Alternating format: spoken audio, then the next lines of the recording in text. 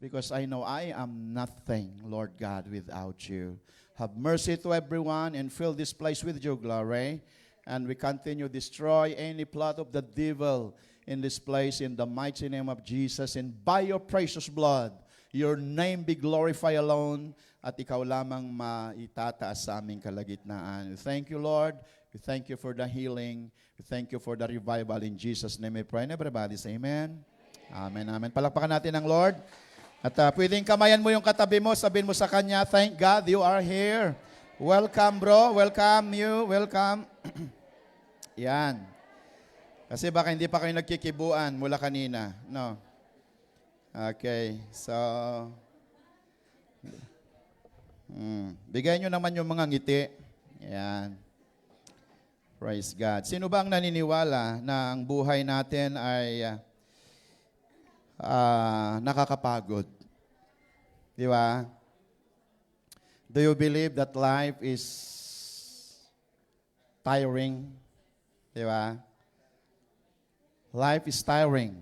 Sometimes you feel drained, emotionally, spiritually, physically. Even in the strongest among us, young men and women, leaders, parents can feel weary. Di ba? Lahat tayo may kapaguran sa buhay. Hindi ko alam sa inyo kung mayroong Superman or Superwoman. Pero alam nyo, walang ganon. Lahat tayo, ang katotohanan sa buhay, tayo po ay may kapaguran. Amen ba?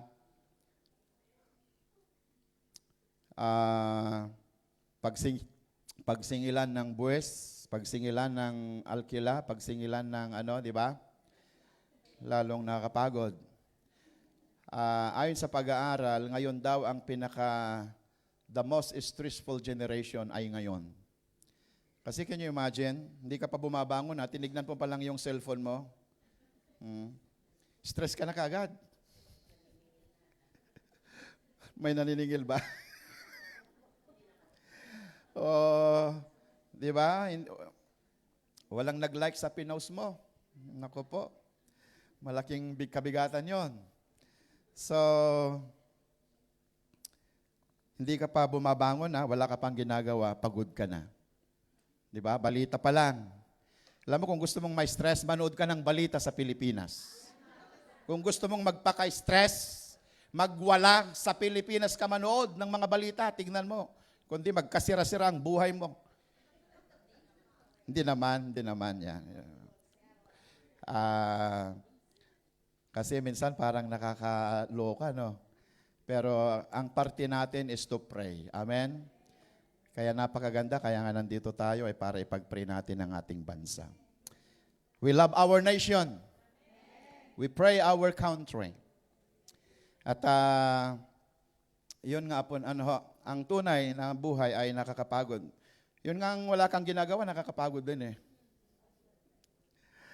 Daming trabaho naman. Tapos nung wala kang trabaho, ba't wala namang trabaho? Di ba? Siyempre, mas nakakapagod yung walang trabaho eh. Bakit? Walang sweldo. Sobrang tulog, nakakapagod din. Ano pa? So, lahat po, ang sabi dito, tayo po ay napapagod sa buhay. At yun nga nang sabi ng Panginoon, lumapit kayo sa akin, di ba? Kayong lahat na nabibigatan at nahihirapan sa inyong mga pasanin at pagpapahingahin ko kayo. Wow, salamat sa Lord sapagkat mayroon tayong pinupuntahan. Amen? Kasi, alam nyo, sa totoo lang, sa Panginoon lang tayo pwedeng magpahinga. I don't know about you. Di ba? Kasi siya nga yung pinanggalingan ng buhay. Siya nga yung pinanggalingan ng ating hilinga. Kaya, kapag tayo ay lumalapit sa Panginoon, ikaw ay nakakatanggap ng lakas. Ikaw ay kasi siya nga yung buhay eh. Siya ang pinanggalingan ng buhay natin. Kaya, the more na lumalapit ka sa Panginoon, the more na nakukuveran ka niya. The more na nagkakaroon tayo ng lakas, subukan mong lumayo sa Lord. Magpakalayo-layo. Tignan ko lang kung anong mangyayari. Salamat sa Lord sapagkat ang Diyos ay napakabuti. Amen ba? Ang Diyos ay napakabait niya sa atin kasi minsan, di ba tayo yon? Nagpakalayo-layo tayo dati. Pero salamat lang sa Lord dahil inabot niya tayo. Dahil sa kanyang pag-ibig. Kaya nandito tayo ngayon. Minsan, biktima tayo ng mundo. Subalit, thank God, hinanap ka ng Lord. At huwag ka nang lumayo pa. Amen ba? Pwede bang huwag na tayong umalis? Mag-stay na tayo wherever you are now, where you are now. Stay, remain in the presence of the Lord. And I want to tell you, you are in the right place. Amen ba? If you are in the presence of God, church, I want to tell you, you are in the right place. Hindi ka wala, hindi tayo mawawala, at hindi tayo nagkamali. Pwedeng sabihin mo sa katabi mo, hindi ka nagkamali. Kung nasaan ka ngayon. Amen ba? Pero kung wala ka dito, maling-mali ka yata. Amen ba? Yeah. So, ibig sabihin, actually, ang napapagod sa atin, ang kaluluwa natin. Ang soul kasi natin ang napapagod. Our spirit is not even get tired because the Bible says the spirit is willing, but the flesh is weak. So, ibig sabihin, ang napapagod sa atin is yung emotion. Ang napapagod sa atin yung flesh. Kaya kailangan natin ang mapalakas sa loob. Amen ba? Kasi saan nanggagaling yung lakas? Sa loob. Di ba? Kaya tignan ninyo, sasabihin ng kumpare mo, pare, lakasan mo lang loob mo Sa hinaharap mo ngayon, lakasan mo lang loob mo. Di ba? Walang namang nagsasabi, lakasan mo lang labas mo, pare, lakasan mo lang labas mo. Walang ganon, no? Ba't palaging nasa loob? Lakasan mo lang loob mo.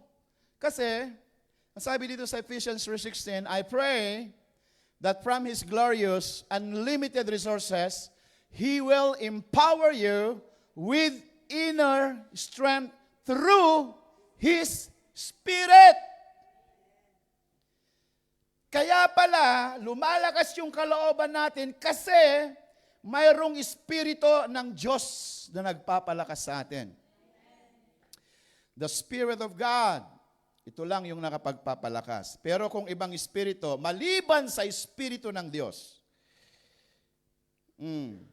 baka lalong panghinain ka. Ano yung espiritu ng, maliban sa espiritu ng Diyos? Ano yung Spirit of God? Spirit of courage. Makikita natin kung ito hindi espiritu ng Diyos, espiritu ng takot, espiritu ng doubt, espiritu ng rebellious, espiritu ng dishonoring, spirit of pride, yan. At salamat sa Lord dahil mayroon espiritu ng Diyos na nasa sa atin. Ang sabi ng 1 John 4:4, the spirit that is in us is greater than the spirit of this world. Ang espiritu na nilagay sa atin ng Panginoon mula nung tinanggap natin siya ay higit kaysa anumang mga espiritu na nasa sanglibutang ito. Amen ba? Ano yung mga espiritu na nasa sanglibutang ito? Espiritu ng katamaran. Ano pa? Espiritu ng laziness. Siya rin yun. Espiritu ng walang interes sa pagpunta ng church. Alam niyo yung gustong-gustong gustong-gusto na pinapanghina sa atin ng kaway. Ang dyablo ayaw niya na magbasa ka ng Bible. Ang dyablo ayaw niya na mag-pray ka. Ayaw niya na pumunta ka sa church. Itong tatlong to ang gusto niyang inaatake sa atin. Di ba? Kaya nga madalas kang inaatake bago ka pumunta ng church Buti nga nakarating ka dito ngayon. Amen. Congratulate mo yung katabi mo. Thank God, nandito ka ngayon. Di ba? Praise God. Hindi ka nadala ng ribahas, hindi ka naimbita ng kumpare mo sa birthday, daming distraction. Pero salamat sa Lord, nagtagumpay ka. Kaya huwag mong sayangin na nandito ka na. Amen. Ang dami mong pinagtagumpayan tapos nandito ka lang nakikipagkwentuhan. Buti na lang wala na. Wala na siya. Wala talaga. Hindi, kala ko meron. Kasi huwag nating sayangin, nandito na rin lang tayo. Amen. Praise God. Ilang oras lang tayo, ilang ano lang tayo nandito. Kaya huwag nating sayangin na hindi tayo makatanggap at makaranas ng pagkilos ng Panginoon. I believe that God is talking to us right now. He is touching you. Alam mo, kapag umaawit ka sa Panginoon, napakaganda. Hallelujah. Kaya yun ang lagi kong sinasabi, kung saan mo ibigay yung the best na sayaw mo dito sa church. Dati walang hiya ka namang sumayaw eh. Pero bakit pag nandito ka na parang nahihiya ka nang sumayaw? Kung saan mo dapat ibigay yung best dance mo, ibigay mo sa Lord. Hindi ka lang pang reels, hindi ka lang pang TikTok. Pag sa TikTok, nakikita ko ang galaw-galaw mo. Pag nandito ka sa church, hindi ka man lang.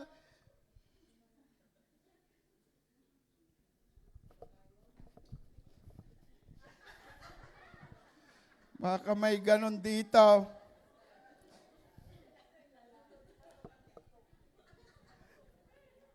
Ikaw yata, pastor, hindi. At least kung sumasayaw ako noon, mas magandang sayaw ko dito. Dahil dito ka dapat sumayaw.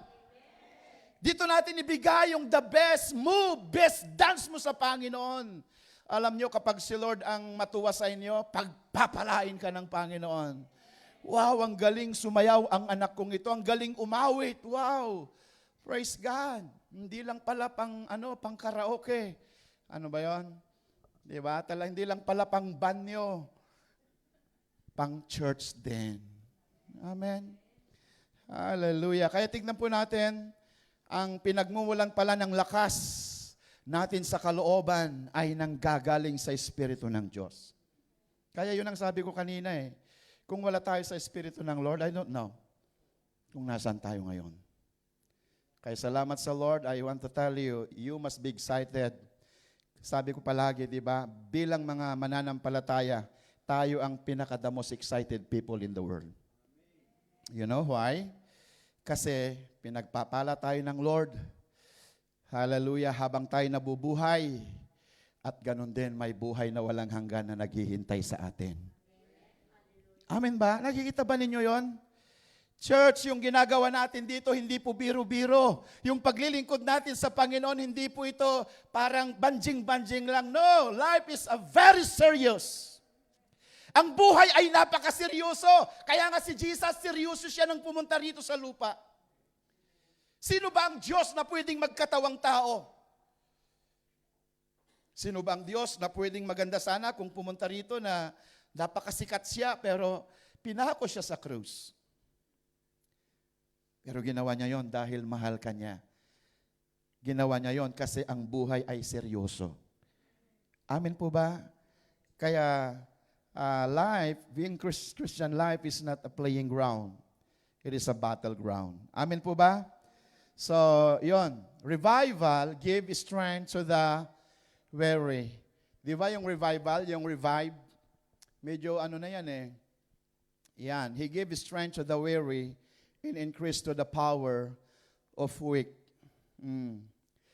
At alam nyo, minsan ginagamit ng Lord yung mga weariness natin para ma-display ang kadakilaan ng Diyos. Amen?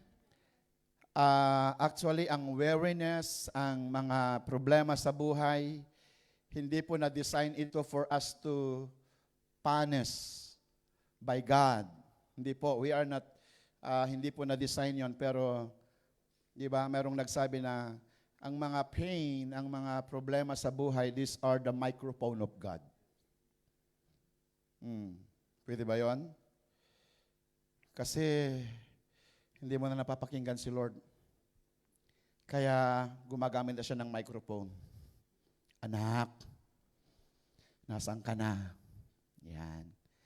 Kaya pala may minsan din maranas tayo ng mga pagsubok kasi na hindi natin napapakinggan siya. Di ba? Kapag may problema na tayo, Lord, nandito ako, Panginoon. Amen. Kaya magpasalamat tayo sa mga problema. Amen ba? Okay ba tayo doon? Aba, parang binawi ka agad. Thank God, sapagkat meron tayong Diyos. Amen? Sa mga problema na nararanasan natin, ito yung ginagamit ng Lord para mapalapit tayo sa Panginoon. Amen ba? Aanhin mo kung wala kang problema. Ay, delikado na pag wala na tayong problema, syempre. So, revival gives strength to the weary. Dahil pagod tayo, dahil ang dami nating mga hinaharap, salamat lang sa Lord kasi God empowers the weak. Amen? 2 Corinthians 12:9, but He said to me, my grace is sufficient for you, for my power is made perfect in weakness. Hallelujah. Kaya kung tayo po ay may mga sinusubok, dito po nagdi-display, dito po nakikita yung kadakilaan ng Panginoon. Sa mga weakness mo, sa mga kahinaan natin, dito nadi-display, di ba, yung kadakilaan ng Panginoon. Kasi we are limited. Alam mo ba, ang tao ay limited. Hindi tayo katulad ng Diyos. Kasi kung hindi tayo limited, parang Diyos na tayo. Kaya nga, di ba, limited tayo because we are not God. Alam nyo ba na may mga bagay na hindi natin gawin, hindi kayang gawin ng Diyos, ngunit pwede nating gawin. At kailangan tayo po ay laging nakadepende sa ating Panginoon. God sustains those who are exhausted. Psalm 73:26. My flesh, pakibasa natin, my flesh and my heart may fail, but God is the strength of my heart and my portion forever. Wow! Siya ang ating forever. Sabihin natin forever. Naghanap ka ba ng forever? Strength, forever strength. Amen. Hallelujah. God is the strength of our heart and my portion forever. Kasi ang nais ng Lord ng paglilingkod, kasi ganito yon. Ang nais ng Lord na paglilingkod natin ay tuloy-tuloy. Sabihin nga natin tuloy-tuloy. Kasi ang kaniyang sustaining grace, sustaining strength is tuloy-tuloy. Ngayon, naging Kristiyano ka ngayon, mamaya hindi na naman. Sa susunod, baka hindi maayos yung pag-sustain sa atin ng Lord. Amen ba? So, kailangan tuloy-tuloy tayo. Hallelujah, sa paglilingkod natin. Sabihin mo sa katabi mo, tuloy-tuloy tayo, sis. Tuloy-tuloy lang tayo. Amen. Ang biyaheng langit, tuloy-tuloy. Di pa para. Lord, para muna, Lord. Diba? Wait a minute. Ay, nako po. God's strength replaces our limitation. I can do all things through Him who give me strength. Sabi po ni Apostol Pablo, I can do all things through Him who give me strength. Thank God, sapagkat siya po ang ating lakas. Ang ating Panginoon ang tunay na lakas natin. Amen? Si Elijah, kilala po natin sa Bible, siya po ay, alam nyo bang tinawag siya na prophet of fire? Napakaano po niya, after confronting the prophets of Baal, fled into the wilderness, overwhelmed and depressed. Alam nyo ba dito sa 1 King, itong si Elijah, after na makonquer niya itong mga Baalism, alam nyo, napagod siya. Na-discourage siya. Sabi niya, kasi ang sabi ni Jezebel, pinaghahunting ngayon si Elijah. Kaya, wow. Tapos umalis siya, tumakbo siya, kasi ang alam niya, siya na lang ang prophet na tatitira, pero hindi. Akala niya yun. Akala lang niya yun. Kaya maraming nagkakamali sa akala. Akala ko, nag-iisa lang ako Di ba? Minsan maraming ganyan, lalo na tayong nandito sa abroad. Pastor, feeling alone ako eh. Yan na. Kaya kung sino-sino na. Pastor kasi, lumampas na ako sa kalendaryo eh. Ano ngayon pag lumampas ka sa kalendaryo? Hindi pa naman lumampas yung lakas mo. Mahalaga may lakas ka. Hindi ka nga lumampas ng kalendaryo, mahina ka naman. Ba't ganyan tingin nyo sa akin? Di ba? Huwag nating huwag nating limitahan ang Lord. Lumampas na di ba? Amen. Mga kadalaga, sumigaw nga ng amen.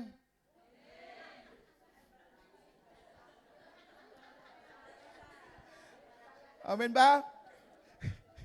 Yung mga kadalahan na. Si Elijah, nadala siya sa sinabi ni Jezebel. Minsan nadadala tayo. Siya'y tumakbo kasi ang alam niya. Kaya alam niyo kapag may mga problema kayo, iwasan ninyo na nag-iisa kayo. Huwag niyong sabihin, Pastor, pwedeng sa bahay mo na ako kasi may problema ako eh. Alam mo, lalong pagpiyastahan ka ng demonyo. Lalong pagpiyastahan ka ng negatibo. Paglabas mo sa bahay mo, negatibo ka na. Di ba? Kailangan pumunta ka sa church. The more problem you have, all the more you come to church. Why? Because we are created to worship God. We born to worship. Alam mo ba, nanilikha tayo ng Lord para sumamba sa Kanya? So, ibig sabihin, kahit may problema ko, Pastor, the more na pumunta ka. Kasi habang sinasamba mo ang Panginoon, alam mo ba, binibigyan ka ng lakas. Kasi dito tayo nilikha. Kung ginagawa mo yung layunin ng buhay mo, siyempre lalo kang nahahasa. Parang yung itak nahahasa, lalong tumatalim ka. Lumalakas. May tatag. Amin ba? Dahil nagagamit ka, kung hindi ka nagagamit, di ba, mawawala tayo. Kaya, ang kailangan natin, tayo ay magpalakas sa Panginoon sa pamamagitan ng pagpupuri, sa pamamagitan ng pagsamba. Why? Dahil alam natin, there's a power of worship. There's a power in praise. Habang sinasamba mo, dinadakila mo ang Diyos, may ginagawa ang Lord sa buhay mo. Andyan po ba tayo? Kaya huwag kayong mahiya na sumayaw, huwag kayong mahiya na sumigaw kahit puro KFC yung boses mo. Anong K yan? O D o KFC? Ba't naging KFC na? Nagugutom na pala. Amen ba? Kasi hindi yung boses natin ang tinitignan ng Lord, yung puso natin. Mas maganda ka pa nga yung medyo sinto eh, kasi si Lord bababa na daw kagad eh. Sabi niya, anak, tama na. Naiintindihan ko na anak, bababa na ako. Oh, tingnan nyo. Pero hindi ko sinasabi na huwag kayong mag-practice ha. I thank God sa mga, palakpakan natin ng mga worship team natin mga kapatid. Amen? Praise God. Nakikita ko naman kung paano kayo nag-i-effort. Diba? Talagang, huwag kayong mahiya, kahit labas yung ngalang-ngala natin. At least sa Panginoon. Kaysa lumalabas yung mga dila natin dyan kung saan-saan ka umaawit. Amen ba? Kung sa Lord, huwag kang mag-alala. Kahit, praise God, lundag ka naman. Kahit mabubura na yung mga kilay. Diba? Yan ang tunay na sumasamba sa Lord. Alam mo, ito daw yung mga tunay na sumasamba, yung talagang may intimacy ka, talagang babad ka, di ba? Hindi yung conscious ka, baka mabubura yung makeup ko. If you want to worship God, give your best. And God will give the best for you. Amen ba? Kaya huwag nating tipirin. Huwag nating tipiring sumamba. Huwag niyong tipiring umati kapag nandito tayo sa church. Baka dito lang kayo nakakangiti, tinitipad pa ninyo eh. Amen. Praise God. Because God is a beautiful God. Smile, you look so beautiful. Diba? Tingitin mo ngayon katabi mo kung totoo. Na-smile ka. Ba't nagtitingin na lang kayo? Diba? Parang may ibang tingin. Diba? Praise God. Huwag nating tipirin na si Paul, siya po, pero alam mo ninyo, si Elijah, nung nag-iisa siya, pinalakas siya ng Panginoon. Amen? Kasi siya po ay pinaalalahanan, nasa mission ka, sabi ng Diyos kay Elijah. Magpalakas ka. Salamat na lang dahil nakabalik siya sa Lord. Nakabalik siya sa Lord. Alam nyo ba, may mga hindi nakakabalik sa Lord. At alam natin, yung prodigal son, buti nga nakabalik eh. At gusto kong sabihin na kung tayo man ay napalayo, ay huwag nating kalimutang bumalik. Amen? Sapagkat wala kang ibang babalikan kung hindi ang Lord. Wala tayong may pagmamalaki. Diba? At napakaganda lang. Kasi minsan nag-aaral kami sa Las Rosas sa mga kalalakihan eh. Ang maganda, pastor, kapag nasa Panginoon ka, may binabalikan ka.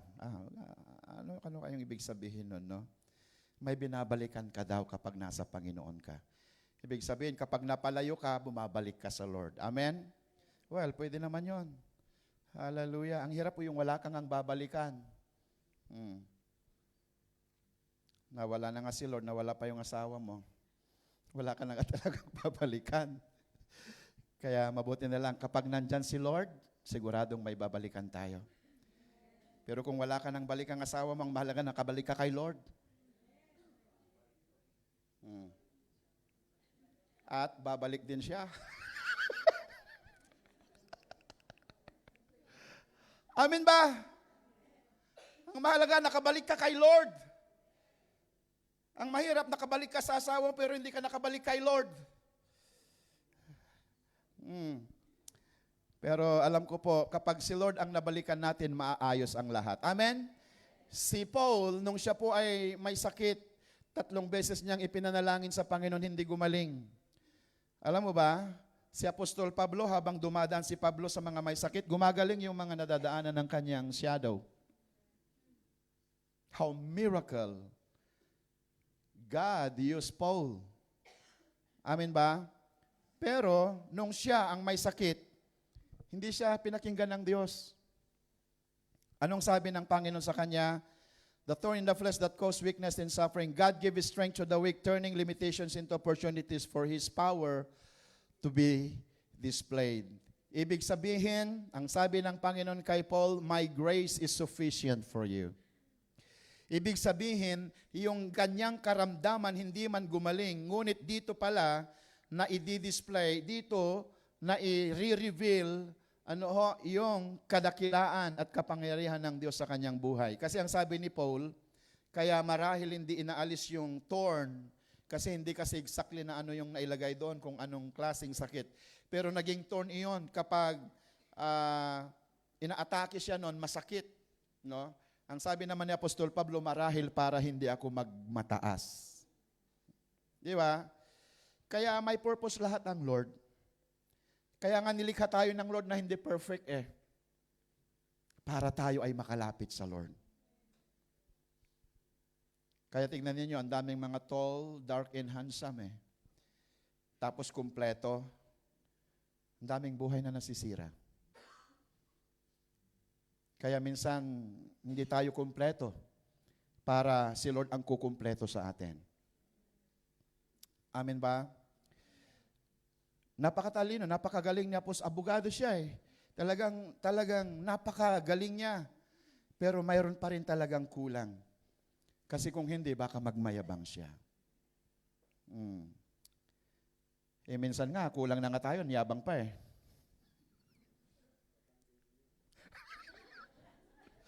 Huwag naman. Oy, mga kapatid, walang personalan dito ha.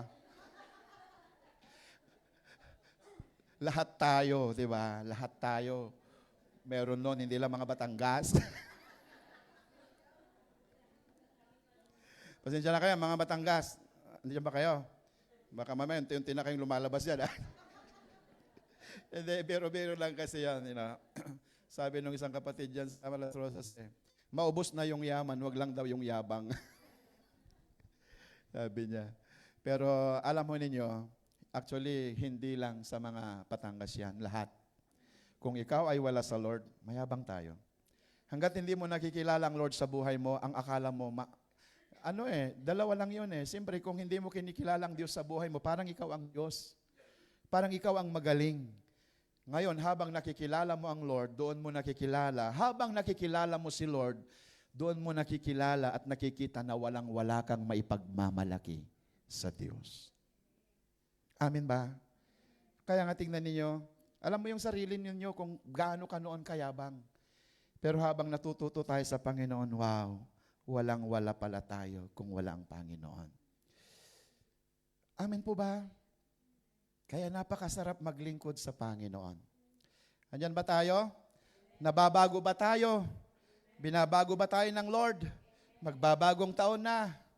Bagong taon ay magbagong buhay. Halay.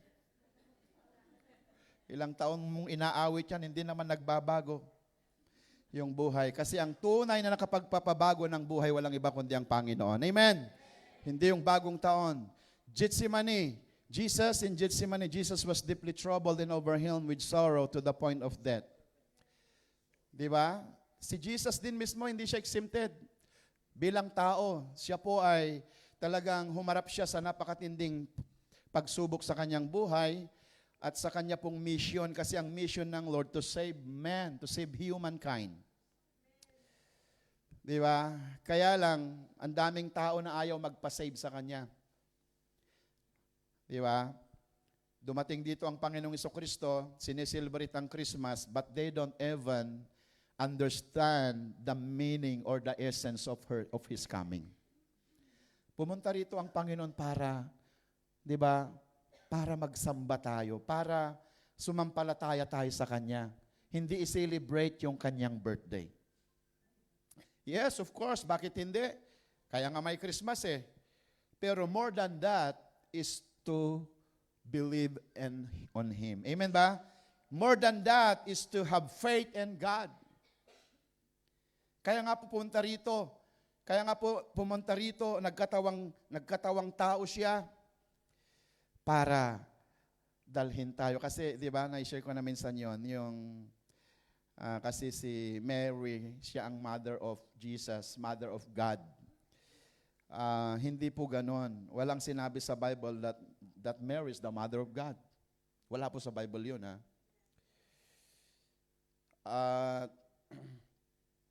Sabi ko naman, irespeto natin si Mary bilang nanay ni Jesus sa kanyang human. Pwede ba yon?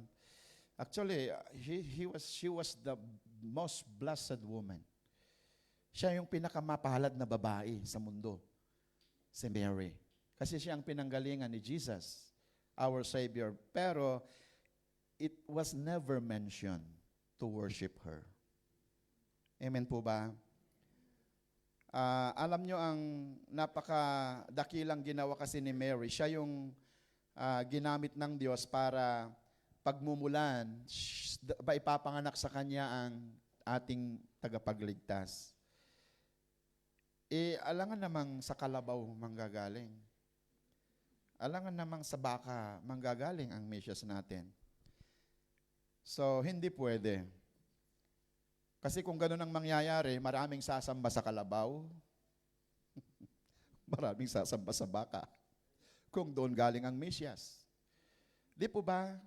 So, nagamit si Mary na siya yung pagmumula ng ating Savior, but never mentioned in the Bible na siya po ay sambahin natin. Okay po ba yon?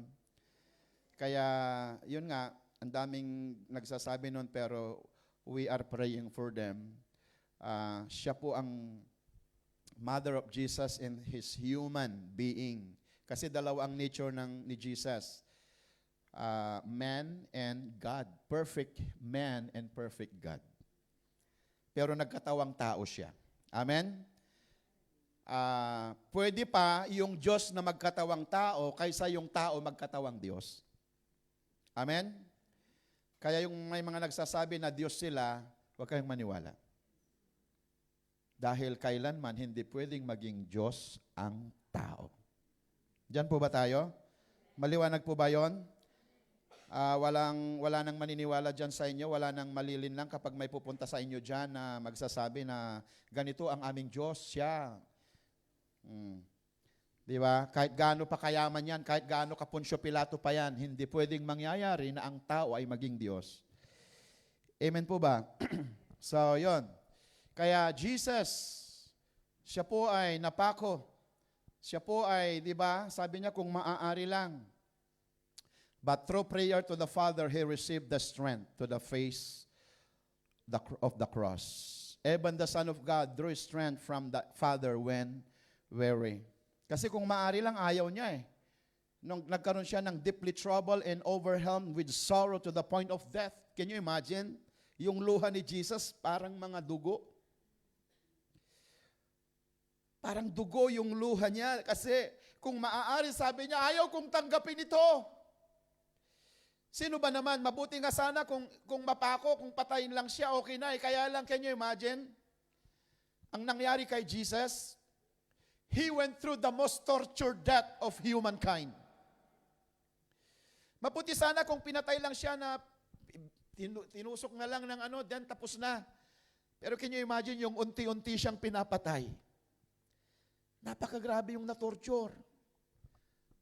Kaya yun ang sabi niya, kung maaari ayaw niya, pero nanalangin siya sa Panginoon. Nanalangin siya sa kanyang Ama, and he received the strength to the face of the cross. To face the cross. Amen ba? Kaya kung may mga pinagdadaanan tayo ngayon, kung may parang feeling mo pinapako ka, parang kung yung feeling mo parang pinagkakaisahan ka, receive, pray to God. Ask God for strength. And I believe, alam mo ang kahinaan daw ng Lord, ang hindi niya ibigay ang iyong hinihiling. Wow. Of course, ayon sa kanyang kalooban. Amen ba? May kahinaan din pala si Lord. Yung hindi daw niya matiis na hindi niya ibigay yung hinihingi mo. Anong sabi ng Bible? You receive not because you ask not. Humihingi ka ba? Pinapanalangin ba natin? Pinapanalangin ba natin, mga kabataan, yung magiging pamilya mo? Are you praying for your forever? Ano ba yun? Forever ba? Forever partner? Are you praying for your family? Holy family, yung godly family? Pinagpipray po natin yun. Kaming mga magulang, we are praying sa mga anak namin na magkaroon sila ng magandang maging pamilya sa araw na darating. Magkaroon sila ng magandang, di ba, maayos na pamilya. Diyan po ba tayo? Mga parents, pray for your children, for their future. Kayo namang mga kabataan, mga binata, mga dalaga, pray for your future. Pero mag-aral ka muna kung hindi ka patapos. Lord, sana yung future ko? Grade 5 ka pa lang eh. Amen ba? Pwedeng mag-ano ka naman ng konti? Makapagtapos ka naman. Amen ba? Ito naman kasi si Lola. Masyado nang nag-aalala. Hindi pa pinapanganak yung apo na niya. Problema na niya. Di ba? So, lahat tayo may mga alalahanin, pero ask God. Ask to the Father. Amen? And God will give you hope. Diyan po ba tayo? Revival comes through hope in the Lord. Verse 31, but those who hope in the Lord will renew their strength. Wow. Alam nyo, napakaganda ang pag-aralan ng salita ng Panginoon. Nag-excited ba kayo kapag pinag-aralan? But those who hope in the Lord will renew their strength. Grabe, ano ho? Ibig sabihin, ang sinumang umaasa at nagtitiwala sa Panginoon ay pinapanibago niya ang kanilang lakas. Oo. Saan ka pa? Pinapanibago niya yung lakas natin. Kung tayo ay nagtitiwala sa mga hinihiling natin sa Lord, sa mga pinagpipray natin, Panginoon, di ba? Lord, hanggang kailan po, pero nagtitiwala ako sa inyo. Lord, kailan ba? Hanggang kailan pa? Meron pa ba, Panginoon? Pero nagtitiwala ako sa inyo. At habang nagtitiwala ka, binabago ng Lord. Pinapalakas ng Lord ang lakas natin. Amen ba? But those who wait upon the Lord, praise God. Sa ibang translation ay, but those who wait upon the Lord. But those who hope in the Lord will renew their strength. Okay? So, hope fuels perseverance. Di ba? Tama naman. Kapag mayroon tayong pag-asa, nagkakaroon tayo ng pagtitiyaga. Sabi nga natin pagtitiyaga. The eyes of the Lord, pag-ibasa natin 33:18 ng Psalms, the eyes of the Lord are on those whose hope is in His unfailing love. Wow. Ang mata ng Diyos ay nakatingin sa mga mayroong pag-asa sa Kanyang walang kabiguang pag-ibig. Kaya tinitignan tayo ng Lord sa mga, di ba, umaasa sa Kanya. Tinitignan tayo ng Lord kung tayo ay nagtitiwala sa Kanya. Amen? When we hope in God, we keep going even when life feels hard. Wow. So, patuloy na magtiwala tayo sa Panginoon kahit parang wala tayong nakikita na pagbabago. Di ba? Habang pinagpipray natin yung anak natin, habang pinagpipray mo yung tao ay parang lumalala. Habang pinagpipray mo yung asawa mo, lalong galit. Habang pinagpipray mo yung asawa mo, di ba? Blinak ka na niya, hindi mo na makausap. The more na pinagpipray mo, parang laging may nagdududa sa'yo. Pero, wait upon the Lord. Amen ba? Magtiwala na lamang tayo sa Kanya. It fuels perseverance. Kaya nga pala, nagkakaroon ka ng tiyaga kasi nagtitiwala ka sa Panginoon. Kaya pala nakapagtitiyaga ka sa Kanya. Kaya pala nakapagtitiyaga ka sa senyora mo. Akala mo, ikaw lang ang nagtitiyaga sa Kanya. Matagal na pala siyang nagtitiyaga rin sa'yo. Hindi ka na nga maka-Espanyol. Kalahin mo ba, mahirap din kayang senyora? Mahirap din ang senyor. Kasi yung mga katulong mo, halimbawa, hindi sila makapag-Ilocano. Halimbawa, hindi makapag-Tagalog. Halimbawa, balik na rin natin yung sitwasyon. Halimbawa, yung salita mo, Tagalog. Tapos yung mga katulong mo, Espanyol. Hindi sila marunong mag-Tagalog. Di, tuturuan mo ng Tagalog. Mahirap din yung senyora. Parang ayaw nyo nang maging senyora.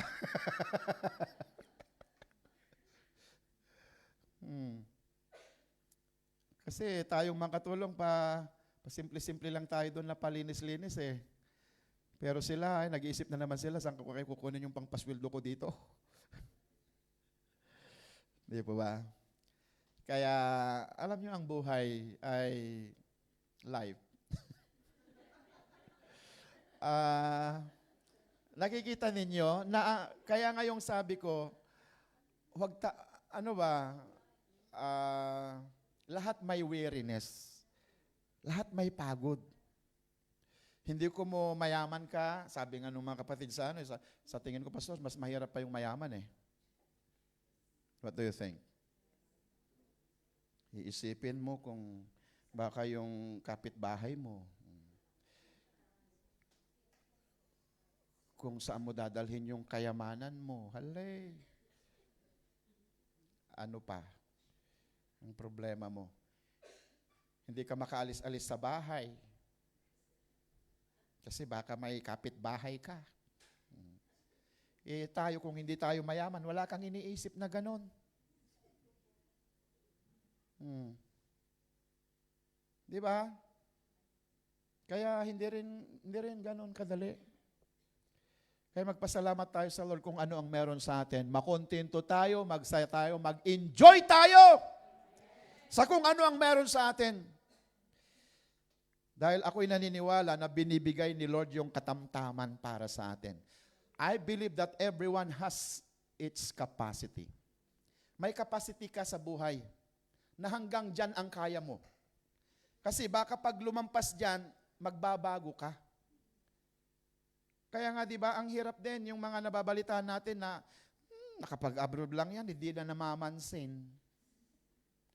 Nakapag-abroad lamang siya, hindi naman siya katulad nung dati. Kaya tingnan ninyo, abroad pa lang yun paano kung naging milyonaryo? Hindi lang nila alam ang mag-abroad, hindi naman tayo pumunta dito para magpulot ng pera. Walang namumulot ng pera dito. Lahat tayo nagtatrabaho. Amen ba? Siyempre, maliban sa mga nagpipensyon.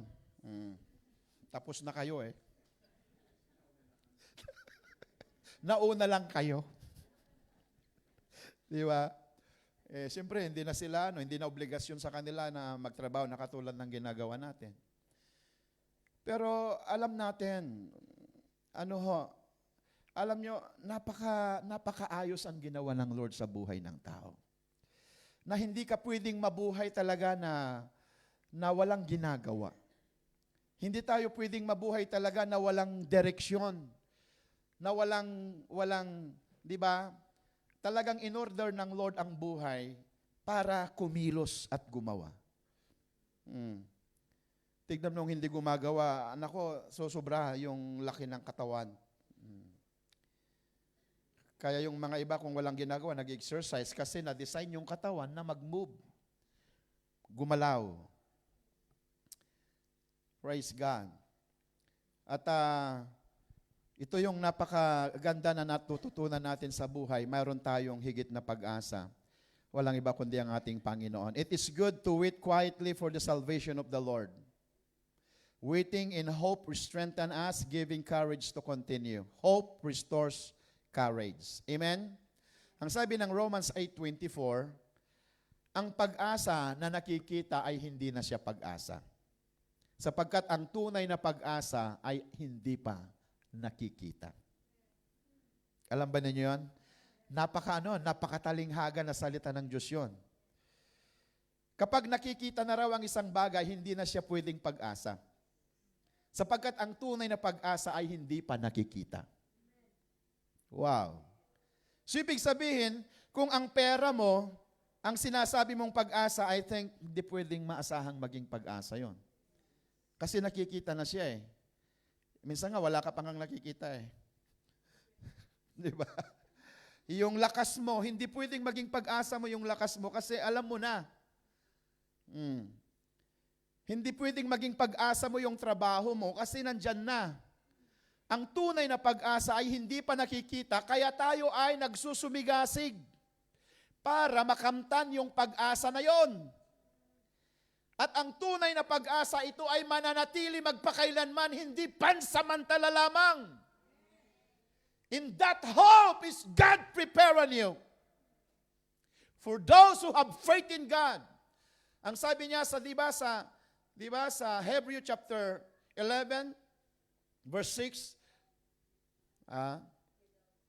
it is impossible to please God without faith. And God rewarded those who seek and diligently seek Him. Yun pala, For those who diligently seek Him. Kaya ibig sabihin, tayo ay umaasa at nagtitiwala sa inihahanda ng Panginoon na hindi pa man din natin nakikita, tayo ay naniniwala. Sapagkat hindi lahat ng hindi nakikita ay hindi totoo. Di ba? May mga hindi nakikita na ito ay totoo. Yung hangin, hindi natin nakikita, pero hindi ka mabubuhay na walang hangin. The same with God. The same with our faith. Di po ba? Kaya purihin ang Panginoon. Ito po yung pag-asa na meron tayo. Amen? Hallelujah. Kaya ang dami pong umasa sa kayamanan pero ang daming nabigo. Marami nang nakaranas. Binigay nila ang lahat ng kanilang buhay sa kayamanan, sa pera, pero sa bandang huli, nailantad. Sa bandang huli, masyado na silang na sa pera. Kaya minsan dyan din, nanggagaling yung mga sabi nila sa Pilipinas, yung mga buhaya. Yan.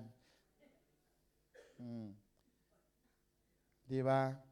Nakatakot. Hindi natin alam kung ano ang katotohanan. Pero kapag ang tao doon na ibaling sa pera, doon na masisira ang buhay. I'm sorry to tell you, but I know that is the truth. Hindi masama ang pera, mga kapatid. Pero kung ibinaling mo na yung buhay mo doon sa pera, parang mamamatay ka na. Kung wala ka ng pera.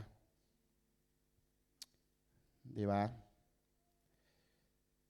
Sinong may pera ngayon?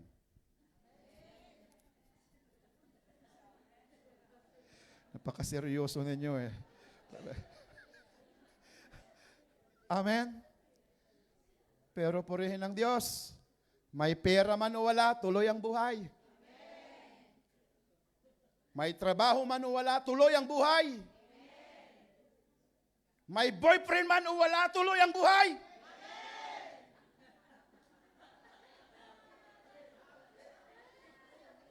Diba? Bakit parang kung wala kang pera, tinatamlay kang pumunta ng church? Bakit kung wala kang trabaho, Pastor, wala, hanap ako ng trabaho. Tapos nung nakahanap ka naman na ng trabaho, Pastor, busy na. Wala na talaga. Hindi ganon po ang ayos. Always give time for God and God will give time for you. Amen? Hindi po sa mga bagay, ang sabi ng Bible, tayo daw yung we are the most pitiful man and woman in this world. Kung ang inaasahan natin sa Diyos ay ang mga bagay lamang na pansamantala. Alam mo ba yon? Na sa paglilingkod mo sa Diyos ay ang mga inaasahan mo lamang ay ang mga bagay na nandito sa mundo, ikaw ang pinakakawawa. Because everything in this world is temporary. I want to tell you, lahat ng bagay sa mundong ito temporary lang. Idon mo binuhos yung buhay mo sa temporary lang. What will happen? Di ba? Kaya nga nung nagkaroon ng COVID, ang daming mga milyonaryo na hindi na iligtas ng kanilang kayamanan. But thank God, kahit wala tayong kayamanan, iniligtas naman tayo ng ating Panginoon. At kung mamamatay man tayo, ang sabi ng Bible, di ba? For to me to live is Christ, sabi ni Apostol Pablo, for to me to live is Christ and to die is gain.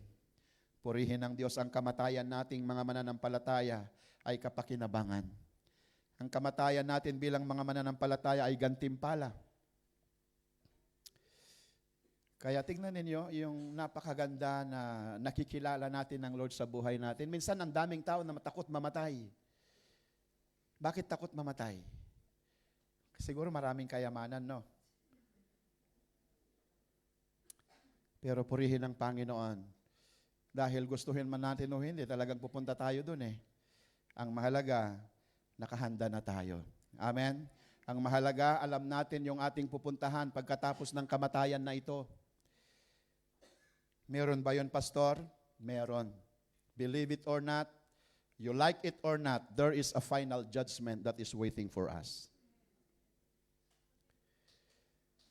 Kaya nga po, napakaseryoso po ang paglilingkod sa Panginoon. Revival comes through hope in the Lord. Revival begins when your soul shifts from focusing on your problems to focusing on God's promises. Kaya minsan, yung revival, nag-uumpisa siya sa pagtitiwala mo sa Panginoon instead na nakafocus ka sa mga problema mo. Amen? Ibig sabihin, kahit may problema ka, Lord, alam ko nandyan ka. Hallelujah. Hindi ka nadadala, hindi ka hindi ka naapektuhan. Of course, sino ba naman ang masaya na may problema, Pastor? Wala naman. Pero siyempre, mayroon ka pa ring pag-asa. Ano ang sabi ng Bible? Huwag kayong mawalan, huwag kayong mamuhay na katulad ng mga nawawalan ng pag-asa. Di ba? Alam natin, maraming mga buhay na sila po ay pagdating ng mga problema talagang nawawalan ng pag-asa. Pero tayo, may mga problema man, pero may pag-asa pa rin tayo. Wait on God patiently. Wait for God. Maghintay tayo sa Panginoon. Minsan ito yung ayaw ng tao ang maghintay. Kailan ba? Hanggang kailan ba, Lord? Di ba? Pero kapag naghihintay tayo, palalakasin tayo ng Panginoon. Speak God's promises over yourself. Declare God's promises over your life. Speaking Scripture aloud builds faith and ignites hope. Ibig sabihin, yung speak God's promises over yourself. Kapag ikaw ay, di ba, nagkakaroon ng panginas, kausapin mo yung sarili mo. Ikaw na sarili, sumasampalataya ako sa salita ng Diyos na hindi ako pababayaan, na palalakasin ako. Amen? Kasi alam natin yan, kung hindi tayo nabubuhay sa salita ng Panginoon, nabubuhay tayo sa ating emosyon. Kaya puro ka emotion. May napanood ka lang, ha? May napanood ka lang, ala, iiyak-iyak ka na. Hindi ka man lang makaiyak kapag mag-pray para sa iyong pamilya, pero isang timba na iyak mo sa kapapanood mo ng nobela. Di ba? Huwag nating hayaan na yung emotion natin ang kukontrol sa atin. Hayaan natin na ang salita ng Diyos ang kukontrol sa ating inner life. We need inner strength, and that comes from the Spirit of God. The Bible says, not by might, nor by power, but by the Spirit, said the Lord. It's not about you. It's not about your strength. It's not about your wisdom. Alam niyo, ang daming mga matatalino. Pero alam niyo ang pinag-uusapan dito kung paano ka nabubuhay sa salita ng Diyos. Ang dami nga eh. Talagang magagaling silang makipagdebate, magagaling silang magrason sa salita ng Diyos. Pero alam niyo, ang higit doon ay yung ginagawa natin ng salita ng Diyos. Pinapamuhay natin kasi hanggat hindi mo pinapamuhay ang salita ng Diyos, you don't experience God. Because God is a spirit. And you only experience God through obeying His words. Andyan po ba tayo? Hallelujah. And I believe, habang ikaw ay sumusunod sa Panginoon, engage in praise and worship. Worship, shift your heart from despair to expectation. When you praise God in your weariness, revival starts to flow in your soul. Wow. Habang ikaw ay nagpe-praise and worship, hallelujah, habang ikaw ay nagpupuri, hindi lang dito sa church, kahit nasa bahay ka, pwede kang mag-praise and worship. Amen. Kaya lang, baka nagpe-praise and worship ka dito, pag sa bahay, puro pusong bato ang inaawit mo doon. Hanggang church ka lang. Hanggang pang church ka lang pala. Di ba? Ang galing nating magturo dito, pero ang galing nating doon sa bahay natin. Magmura. And the more you praise and the more you worship God, revival come through deep inside. Hallelujah. Alam ko po yon. Hindi ko alam sa inyo kung nararanasan ninyo yon. Kapag pagod ka, pagpatugtog ka ng mga spiritual song. Kapag ang dami mong mga iniisip, magpatugtog ka. Pilitin mo, dalhin mo yung sarili mo sa atmosphere of worship. Kasi nasa atmosphere of weariness ka eh. Nasa atmosphere of tiredness ka eh. Kailangan mong magpahinga at makakapahinga ka lang doon sa presensya ng Panginoon. Yeah. I don't know kung nararanasan natin yon. At kung hindi, danasin natin. Kaya nga, di ba, sabi ko, alam nyo, may pinuntahan ako dito sa Madrid noon na pinuntahan na birthday. Naki-birthday kami, tapos nagpapatugtog siya ng mga Christian song. Pagpasok pa lang, oh. Wow. Di ba? Parang kung may dala-dala kang espiritu, hindi ka makapasok eh. Parang papasok, whoop, Kalain mo ba nun? Worship song yung pinapatugtog ni sister. You know, when you worship God, yung mga bad spirit lumalaya sa'yo. Yung mga espiritu ng mga panghihina, lumalayas kasi there's a power in worship. There's power in the Spirit of God. Kaya alam na natin, amen ba? Kapag di ka makatulog, mag-worship ka sa Lord. Magbasa ka ng Bible. Tignan ko lang pag di ka makatulog. Di ba? Kasi kahit hindi mo balak matulog, pag magbasa ka ng Bible, makakatulog ka eh. Subukan ko nga mamaya, pastor. Subukan mo. Aantukin ka talaga. Kasi ayaw ng diablo na magbasa ka ng Bible. Di ba? Kasi alam ng diablo, habang natututo ka sa salita ng Panginoon, lumalakas ka. Tumatatag ka na harapin siya at talunin siya. Kaya ayaw niya na matuto ka. Pero huwag tayong padadala. Amen ba? Kahit isa yung mata mo na lang, magbasa ka. Sige, natutulog yung kalahating mata ko. Sige.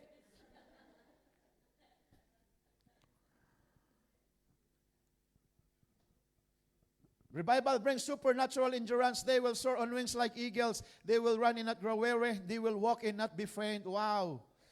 Napaka-inspiring. Empower you to run without weariness. Tumatakbo ka pero hindi ka, di ba? Hindi ka nag-aalala, hindi ka natatakot, nagtatrabaho ka, pero mayroon kang saya, mayroon kang kagalakan. Di ba? Hindi po katulad ng mundo. Di ba? Sila ay they run for all their lives, pero para lamang sa mga temporary na bagay. Yeah. Restores spiritual stamina, replaces burnout with passion, ignites perseverance under pressure, sustain consistency. Nasa Bible lahat yan, mga kapatid. Kaya kapag ang Bible ang nagsasalita, maniwala tayo. Produces endurance for everyday faith. Empower you to run. Yan. Hallelujah. Kaya tignan ninyo yung nagagawa ng pag-asa sa Panginoon. Then, they will soar on wings like eagles. They will run and not grow weary. They will walk and not faint. Final challenge, if you're tired today, don't quit, but wait. Amen? If you're worried, don't withdraw, but worship. If you've fallen, don't stay down. Halimbawa, di ba? Sabi niya, halimbawa, tatalon ka na. Yan. Yan. If you've fallen, don't stay down. Huwag mong itutuloy. Amen. Hope in the Lord. Praise God. Anong sabi niya dyan? They will soar on wings like eagle. Kakapit tayo. Hallelujah. Sa pakpak ng agila. Amen. Kakapit tayo. Praise God. Mayroon tayong kakapitan. Huwag kang kumapit sa patalim. Kumapit ka sa Panginoon. Kumapit tayo sa biyaya ng Lord, because revival brings supernatural endurance that lifts you like an eagle into God's victorious height. Wow. Kaya napakahalaga po na tayo po ay magtiwala sa Panginoon. Stop leaning on your own strength or feeling. Speak faith. Say, my hope is in the Lord. He will renew me. Huwag tayong magdepende sa mga sarili nating nararamdaman, nakakadaya, madadaya tayo, malilin lang tayo. Maraming nagkakamali sa akala ko kasi. But trust God, believe in the words of God. Amen? Praise God. Make quiet time sacred, unplug from distractions and meet with God daily. He renews strength and stillness. Hallelujah. Gumawa ka ng space mo sa Panginoon. Ito yung bakit minsan ang tao nawawala sa Panginoon kasi hindi niya binibigyan ng space ang Lord. Puro space mo lahat. Wala ka man lang panahon sa Panginoon. Believe in God. Ano man yung nararanasan mo, give time to pray. Go to your altar. God is our hiding place. Amen ba? Minsan iba ang hiding place ng tao. Nasaan si kumpare? Nasaan si tatay mo? Alay, hindi ko alam, nay. Nasa hiding place niya. Iba yung hiding place niya eh. kasama si kumpare. But if your hiding place is in the presence of God, one thing for sure, lalabas ka doon na napalakas ka. Lalabas ka doon na na-renew yung lakas mo. Amin ba? Yung bang lumung-lumu ka bago ka pumunta sa hiding place, yung bang hinang-hina ka, di ba? Ang sabi ng mga iba, iinom mo lang yung pare, iinom mo lang. Di ba? Yun yung lakas nila eh. Lakas na nanggagaling sa labas. Pero yung lakas na nanggagaling sa loob, purihin ng Diyos, hallelujah. Go to your knees and you pray to God. Purihin ng Panginoon like Jesus. Nung siya'y lumuhod doon sa bato, alam ho ninyo, at siya'y nanalangin sa kanyang ama, pinalakas siya ng Panginoon. And that is the best thing we can do in times. Ano po yung mga weariness natin sa buhay? Go to your knees. Go to your altar. Go to the presence of God. Kaya pala ang sinabi ni David, di ba? Kung mayroong isang bagay na hinahangad ko sa buhay ko, ay ang manatili sa presensya ng Panginoon. Hindi niya sinabi na manatili siya sa kanyang kayamanan, manatili siya sa kanyang pagiging hari. Pero sabi niya, if there is one thing, hallelujah, that I want to remain in my life. Diba ang sabi niya, I want to stay in the presence of God forever. At ito nawa yung prayer natin, mga kapatid. Ako'y naniniwala na hindi tayo ililigaw, hindi tayo sisirain ng Diyos. He will order your life, He will arrange everything. With God, daily, He renew strength in stillness. Confess your weakness to God. Ano po? Ito po yung dapat nating gawin para magpatuloy tayo. As Lord, I can't do this without you. Fill me with your strength. Aminin natin na hindi natin kaya. Minsan kasi may mga kinakaya-kaya natin. And well, it's good kung siguro nung kaya natin. Pero kung hindi mo na kaya, be honest to God. Amen. Kung hindi mo kaya, be honest. Huwag tayong magkunwari dahil sa totoo lang, hindi natin kaya. We cannot live without God, church. Kaya nga may mga life group leaders tayo, kaya nga nandito tayo. Nandito kami. Alam ko may mga panghihina din kami, may mga kahinaan din kami, and we have mentors upang sabihan din namin sila. We need your prayer. Pray for us. At ganun din, pinagpipray ninyo kami. Because we are here together. We cannot live without the Lord. And we need to encourage one another. Amen po ba? Then, aminin natin kung ano yung mga bagay na dapat nating aminin. Praise God. Kung tayo kasi habang inaamin mo yung kahinaan mo, doon ka pinapalakas ng Lord. Huwag mong sabihin na okay ka, pero sa totoo lang, inside of you, talagang nagdurusa ang kalooban mo. Ano ba, mahal na mahal ng Lord yung mga honest. Be honest to God. Kung may mga sitwasyon tayo na talagang hindi mo kaya, be true. Sabihin mo, Lord, sa totoo lang, nahihirapan ako sa kalagayan kong ito. Tulungan mo ako. And confess your weakness to God.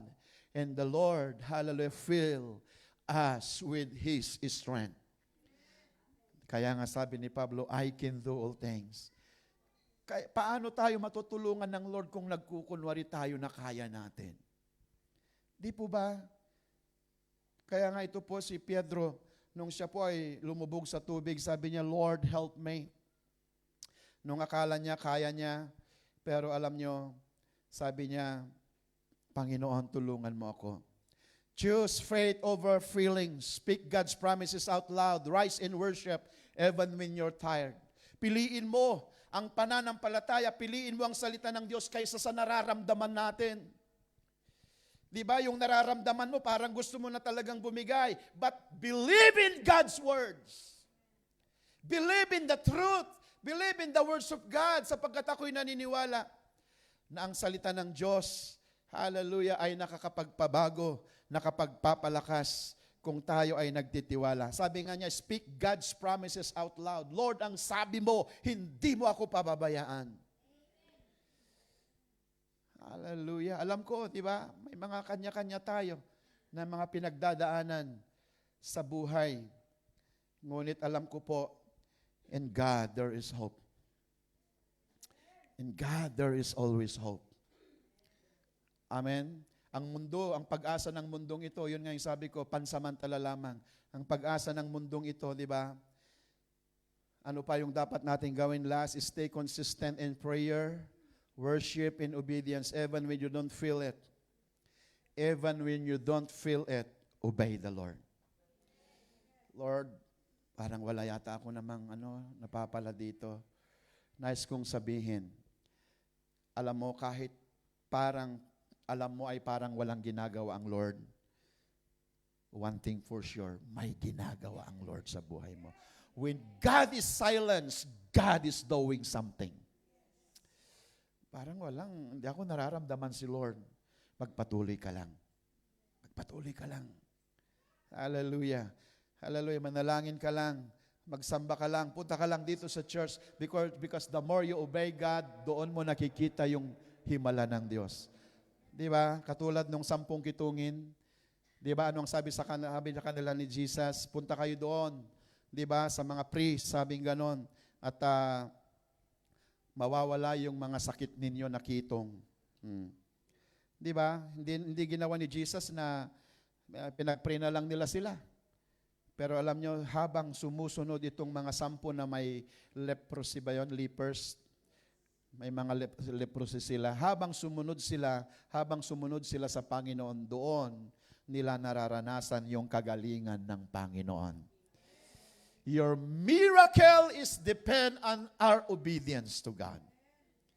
Andyan po ba tayo? Bakit kailangan pa kasi akong mag-obey kay Lord? Doon ka nga gagaling eh. Bakit kailangan pa akong mag-obey sa Panginoon? Doon ka nga maaayos. Di ba? Kaya purihin ang Panginoon. Do you want to receive the miracle?